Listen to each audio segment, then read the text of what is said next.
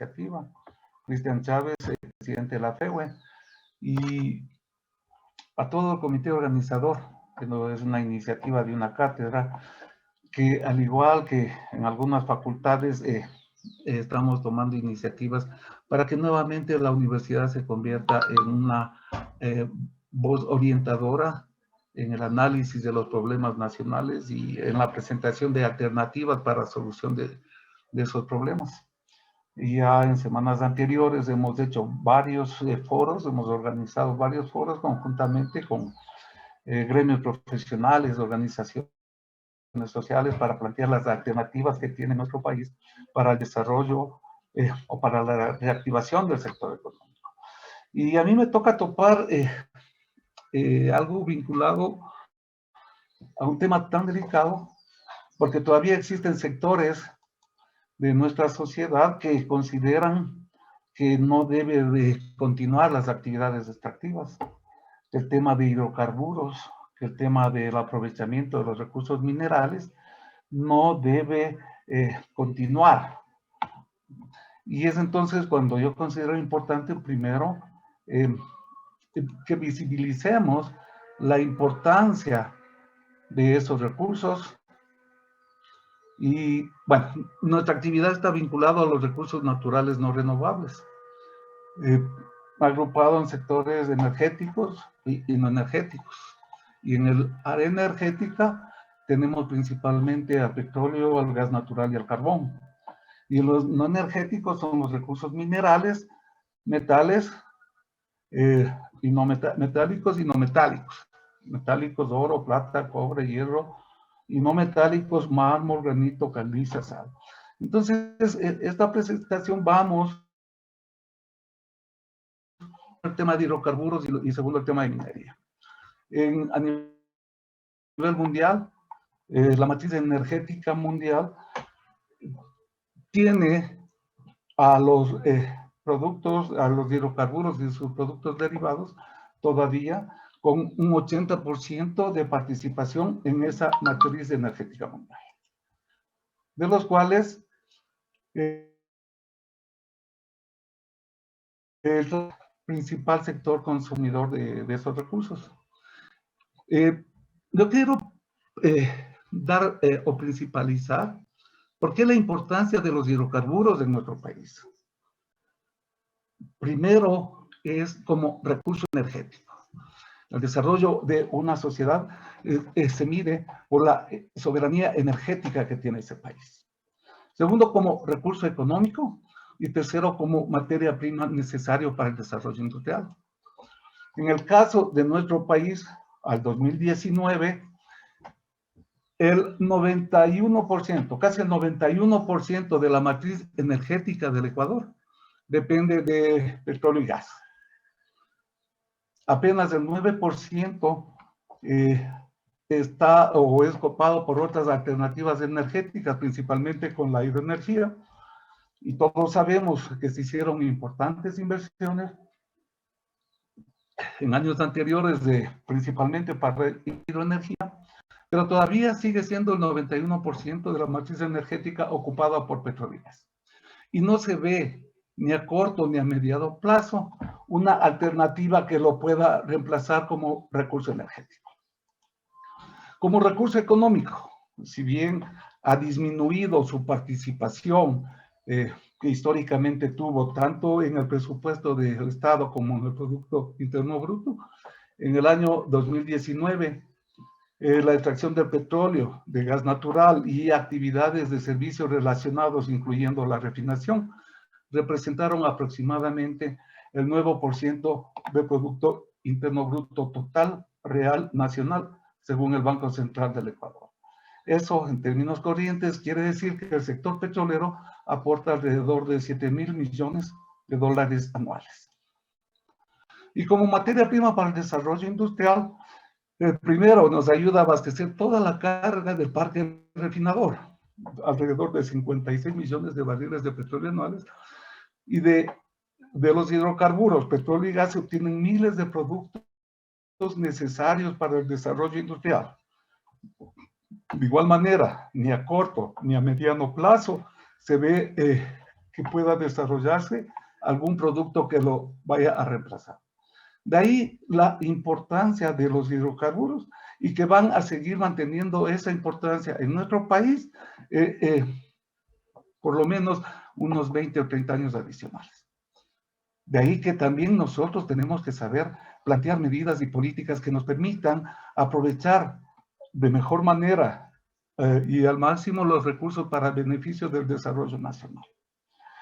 En el sector petrolero en nuestro país, este es el panorama del mapa petrolero, donde tenemos 23 bloques operados por nuestra empresa pública Petroecuador, 26 bloques operados por las empresas privadas y 21 bloques están sin operador, es decir, todavía están en propiedad o bajo la responsabilidad del Ministerio de Energía y Recursos Naturales No Renovables.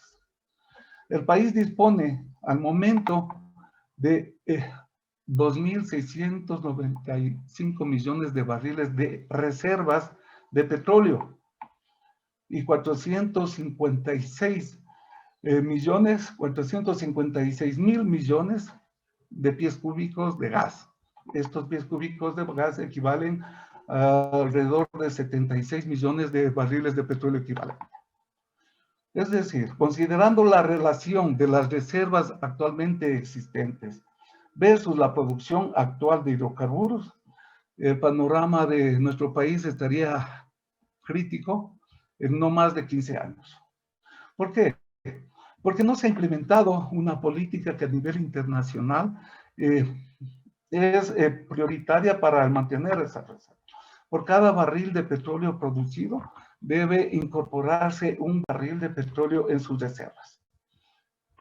Eso, lamentablemente, en nuestro país en los últimos años no se ha hecho ningún tipo de exploración adicional que permita incrementar las reservas. La actualidad de la producción petrolera. Nosotros tenemos que en el año 2020 la producción promedio nacional fue de aproximadamente 480,000 barriles por día. Ustedes pueden ver en este gráfico, donde el pico que podemos ver en los meses de marzo, tipo de descenso de producción, es por la ruptura que hubo del oleoducto por el problema de la presa en la Amazonía. Los ingresos netos por campo, podemos ver el aporte que cada uno de los campos que están produciendo en el oriente generan para nuestro país. Los campos con mayores ingresos que dejan al país son Sacha, Shushufindi, Auca e Itetén. ¿Y por qué menciono Sacha en primer lugar? A ustedes conocen que se pretende entregar al sector privado la operación de ese campo. Hace no mucho hicimos un foro donde se demostró la inconveniencia para nuestro país que el campo Sacha sea entregado al sector privado, cuando es únicamente ese campo y el proyecto ITT los que actualmente están bajo la operación de nuestra empresa estatal Petroecuador. En los otros campos, en todos los otros campos se realizan, la operación es llevada a cabo por empresas privadas que tienen firmados contratos de servicios específicos con tarifa. Es decir, el Estado paga a esas empresas una tarifa por la producción de un barril de petróleo. Y aquí es importante ver cuáles son los costos de producción que tiene los campos operados por nuestro Petroecuador, antes por Petroamazonas. Esto fue obtenido de un informe, de un reporte de ellos, donde el promedio de costo de producción por barril de petróleo es de $7.68. Y en esta lámina podemos ver los costos que paga el Estado por producción a las diversas empresas, donde, por ejemplo, en el cuadro a la derecha, podemos ver que hay valores sobre los $40 por cada barril, mientras el costo de producción de Petroecuador llega a un promedio de $12, $13, el Estado está reconociendo a las empresas que tienen bajo su responsabilidad la operación de los campos alrededor de $30 en promedio, habiendo algunos campos que llegan como a $47 por barril. Eso es un perjuicio para el Estado. Lo planteamos en su momento cuando se iban a negociar los contratos, cuando se iba a reformar la ley de hidrocarburos que permitía esta negociación. En ese entonces yo fui presidente del Colegio de Ingenieros Geólogos de Minas, Petróleos y Ambiental, y planteamos públicamente la inconveniencia de que haya la reforma a esa ley de hidrocarburos en los términos en que fue planteado. Aquí vemos los ingresos provenientes por la exportación de petróleo. En el año 2019 alcanzaron aproximadamente 7.731 millones. ¿Sí? Entonces, ¿cuál es la importancia que pueden tener esos hidrocarburos desde el punto de vista económico en los próximos años? Si tenemos unas reservas totales de 2.695 millones de barriles, con unos recursos contingentes que se refiere a reservas que todavía no han sido aprobadas, de alrededor de 1.478 millones de barriles, y recursos prospectivos, es decir, que todavía falta hacer trabajos de perforación, etcétera, para determinar la cantidad exacta de reservas. Adicionalmente serían 761 millones de barriles. Si hacemos un ejercicio muy sencillo, se puede establecer que las reservas totales del país equivaldrían a un ingreso bruto de alrededor de 135.000 millones de dólares. Está hecho con un estimado de un precio promedio de venta de $50 por barril. Hoy, lo decía Santiago hace un rato, el precio se está recuperando, no se puede predecir porque las condiciones del mercado internacional siempre son fluctuantes, tanto por condiciones políticas como económicas y hasta climáticas, ¿no? Entonces nosotros a esto sumamos, esto es con las reservas totales que ya se han confirmado que existen en el país, pero si a eso sumamos los recursos contingentes y prospectivos, llegaríamos a ingresos brutos de alrededor de 245.000 millones de dólares. Ahí tenemos un reto, producir pronto y hacerlo bien. Entonces, ¿cuáles son nuestras propuestas para incremento de ingresos, incremento de producción, incremento del factor de recuperación? Primero, hay que renegociar las tarifas. Ustedes pudieron observar, todos pudimos observar las tarifas que está pagando el Estado ecuatoriano a las empresas que están operando diversos pagos. El propio gobierno actual, en medio de la pandemia, reconoció que eran valores altos y planteó la posibilidad, planteó que se iban a renegociar esos contratos. Se ha acabado el año y no se ha iniciado esa renegociación. El momento en que bajemos de costos los costos que reconocemos como tarifa, van a haber recursos para nuestro país. Es tan delicada la situación alrededor de este tema que hubo momentos en que el precio del petróleo a nivel internacional fue tan bajo que el Estado ecuatoriano no solamente que no recibía nada de la producción, sino que tenía que pagar a la empresa para cubrir el valor fijado como tarifa. El Estado debe invertir a través del Estado, es decir, a través de nuestra empresa estatal, para el desarrollo de algunos campos e incrementar el factor de recuperación. Actualmente el factor de recuperación promedio que tenemos en nuestros campos es alrededor del 30%. Es decir, que de cada 100 barriles de petróleo que existen como reservas, solamente 30 de esos barriles los hemos producido. Podemos llegar con el uso de diversas técnicas y con cierta inversión adicional a incrementar ese factor de recuperación. Hay que implementar nuevas tecnologías. La tecnología de recuperación mejorada del petróleo es una de ellas y hay que incrementar o implementar también tecnologías para recuperar crudo pesado que existe en grandes cantidades de reservas en nuestra Amazonía.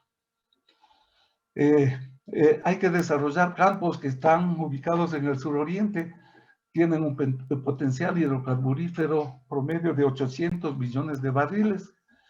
Sin embargo, esta cantidad, este volumen podría incrementarse con la realización de estudios de investigación más intensos en esas áreas. En nuestro país, lo decía hace un rato, hace algunos años que no existe exploración y existen áreas de la cuenca amazónica y del litoral que aún requieren estudios a profundidad para definir su potencial. Los recursos no convencionales en Ecuador, como es la aplicación del fracking, todavía aquí no han sido estudiados. Ungarayacu tiene un potencial de 4.000 millones de barriles de petróleo extra pesado, alrededor de 10 grados API. Aquí hay que hacer inversiones para desarrollar tecnología, pero verdadera tecnología de punta para estos casos. Tuvimos encargada a una empresa en contratación directa que desarrolle y explote el crudo del Ungarayacu, y la tecnología que quisieron utilizar no dio resultados. Entonces, hay que incrementar la exploración petrolera, tanto en el suroriente como en costa afuera, en offshore, ¿sí? Y incrementar ciertos campos menores para la producción, a la producción. Hay que hacer la transferencia tecnológica que mencionábamos para extraer los crudos pesados, para implementar sistemas de control de agua. Hoy, por una inadecuada explotación de algunos campos, normalmente los yacimientos de los que se están produciendo tienen bajo la capa de petróleo una capa de agua.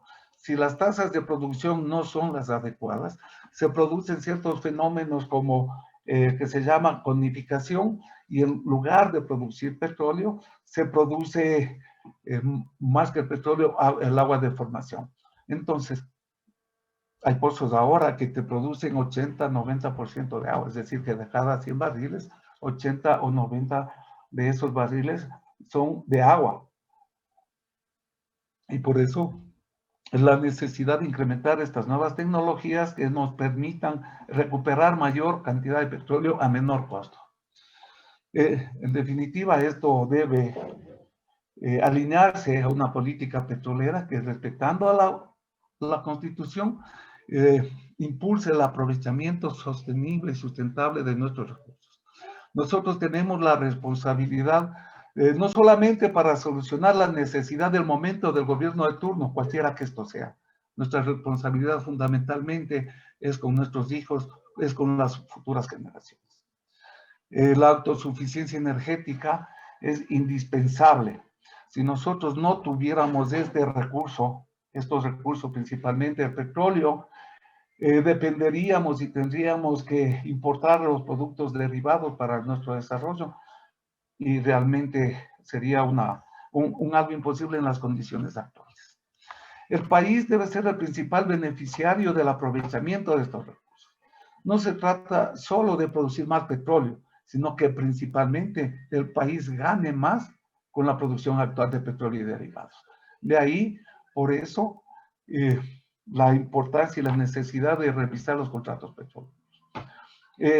Hay determinadas decisiones que se están queriendo tomar en estas semanas que no pueden tomarse por su importancia en estos momentos de campaña electoral.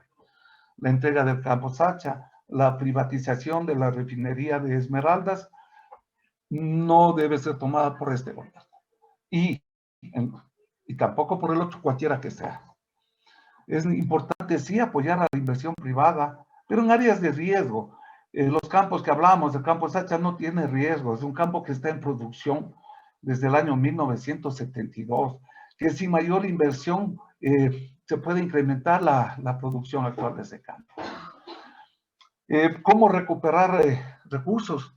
Hay un contrato que tiene el Estado con la empresa OCP para transportar transportar crudo por el oleoducto de crudos pesados.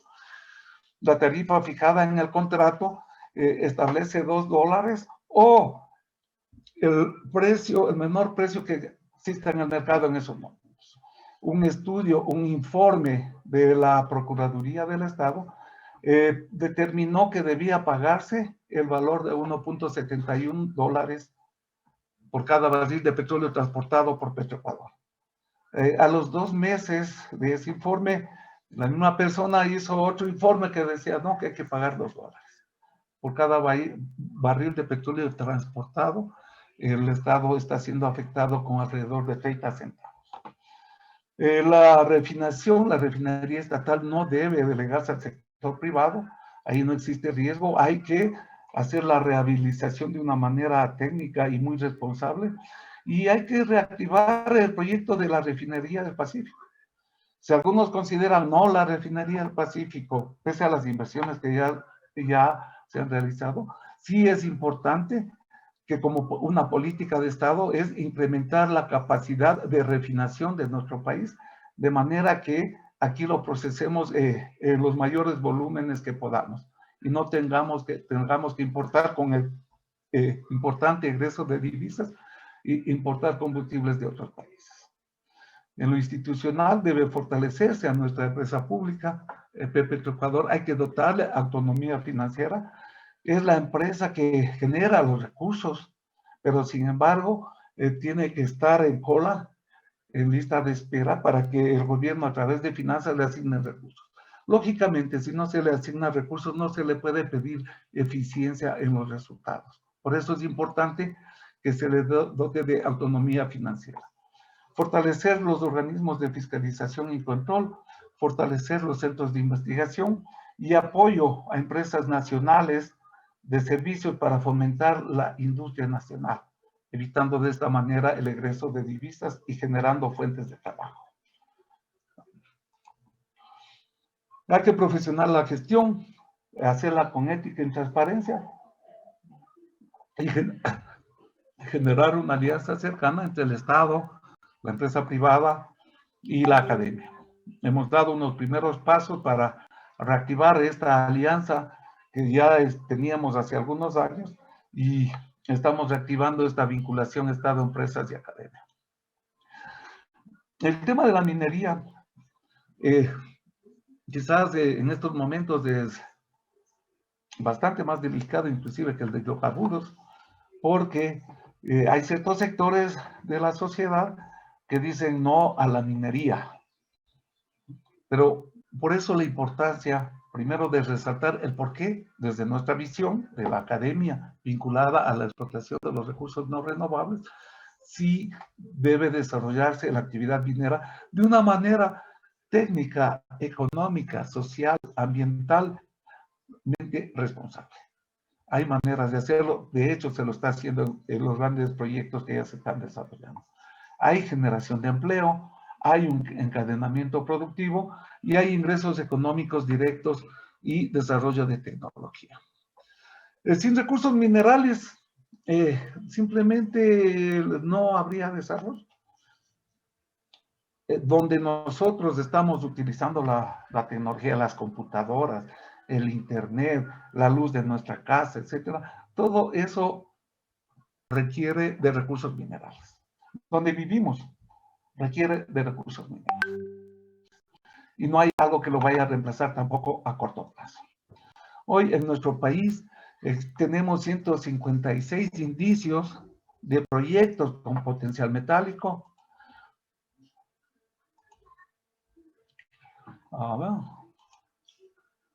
Estos están ubicados principalmente en la región interandina y parte en el suroriente, donde los principales recursos que tenemos son oro, cobre, hierro y plata. ¿Sí?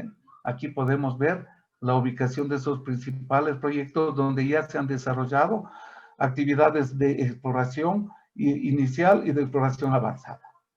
Entonces, el país cuenta con 27 proyectos mineros en etapas de exploración inicial y avanzada.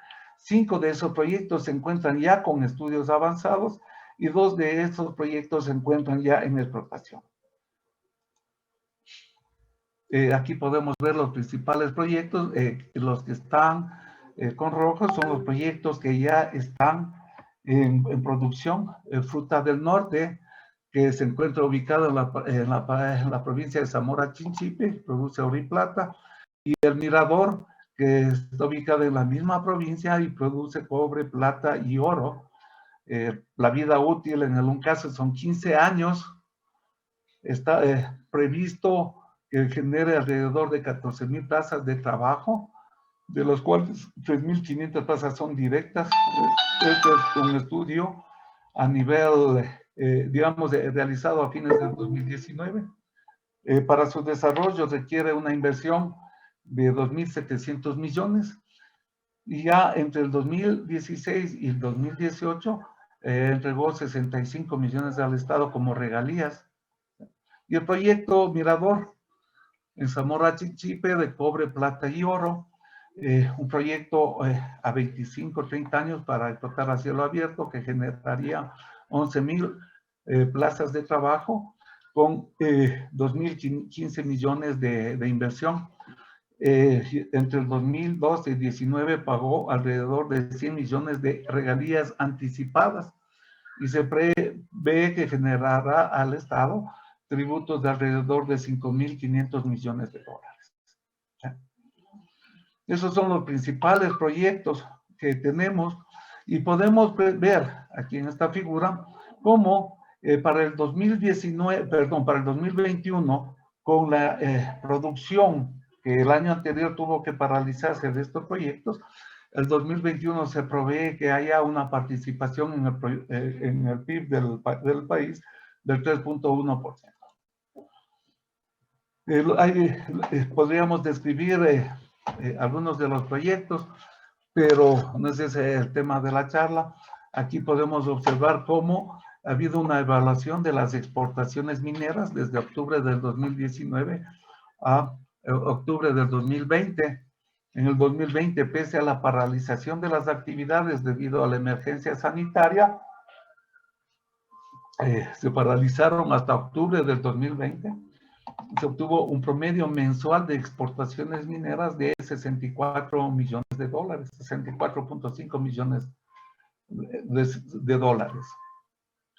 Igual, esta es la situación de la inversión minera en el periodo 2007 a 2019, de las regalías tributarias que han pagado las empresas en el mismo periodo hasta el 2019, la generación de empleo en el 2019 y el aporte al PIB entre 2010 y 2019. Y eso es lo que se prevé para el periodo 2020-2030.